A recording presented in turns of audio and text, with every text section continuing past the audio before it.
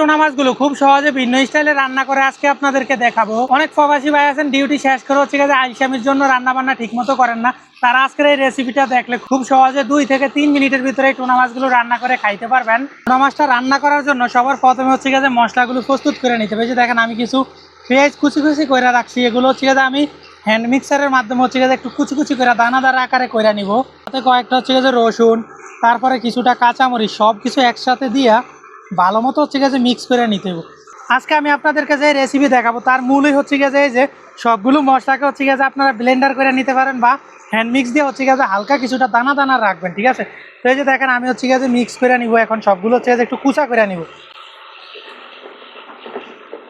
Tuna মাছটা রান্না করে নিতে হলে আপনাকে হচ্ছে গিয়ে যে সকল ধরনের মশলা এবং কি কাঁচামরিচটা একটু বেশি দিতে হবে, দিয়ে এভাবে হচ্ছে যে ব্লেন্ড করে নেবেন।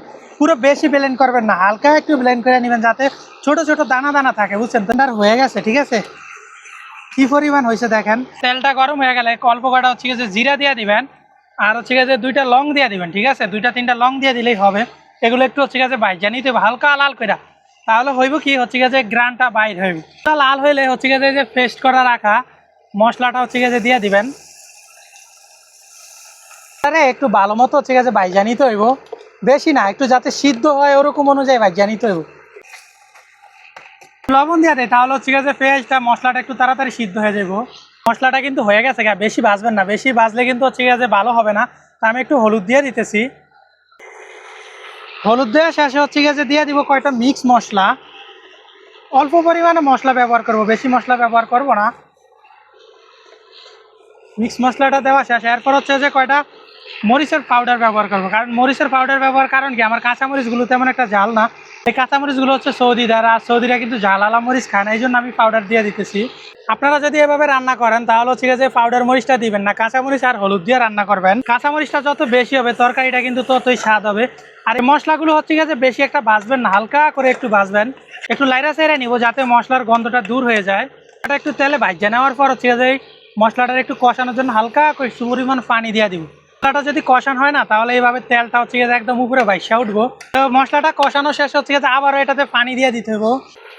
পানিটা এভাবে উতরাইলে হচ্ছে গিয়ে যে টুনা মাছের প্যাকেট থেকে টুনা মাছটা যে এভাবে খুলে ডাইরেক্ট এটা কি কিন্তু গুঁড়া করবেন না, ঠিক আছে। এই যে এটা যেভাবে ফিশটা যেভাবে আস্ত আছে একদম ডাইরেক্ট আস্ত এভাবে হচ্ছে গিয়ে যে ঢেলে দিবেন, ঠিক আছে, মাছ বরাবর।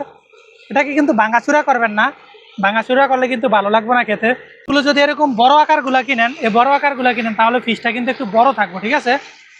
তো ওই বড় ফিশটা একদম পুরো আস্ত রাখবেন, একটু হচ্ছে গিয়ে ভাঙবেন না। এভাবে উপর দিয়ে একটু ঝোল দিয়ে এভাবে হচ্ছে গিয়ে কিছুক্ষণ ডেকে দিলে হচ্ছে গিয়ে রান্নাটা হয়ে যাবে। দেখেন আমার কিন্তু রান্না হয়ে গেছে, এখন হচ্ছে গিয়ে খাবারের পালা। আসলে আজকে প্রচুর কাজ করছি, কাজ করে দুপুরে আইসাই হচ্ছে গিয়ে রান্নাটা করছি, আর এভাবে রান্না করে খাইতেছি। বিসমিল্লাহ। বিশ্বাস করেন ভাই, এভাবে টুনা মাছ রান্নলে খুবই স্বাদ হয়। আপনি যদি কোনো সময় টুনা মাছ এভাবে রান্না করেন একদম মুখে লেগে থাকার মতো অনেক স্বাদ। আমি এই বিদেশে আইসা এত পরিমাণ টুনা মাছ খাইছি আসলে হিসাবের বাইরে। তো এরকম করে হচ্ছে গিয়ে আপনি একবার রান্না করে দেখতে পারেন, তারপর আমার কমেন্টে জানাবেন যে রান্না আসলে কেমন হয়। আশা করি হচ্ছে গিয়ে খুব ভালোই হতো। আজকের মতো বিদায়, মার সালাম।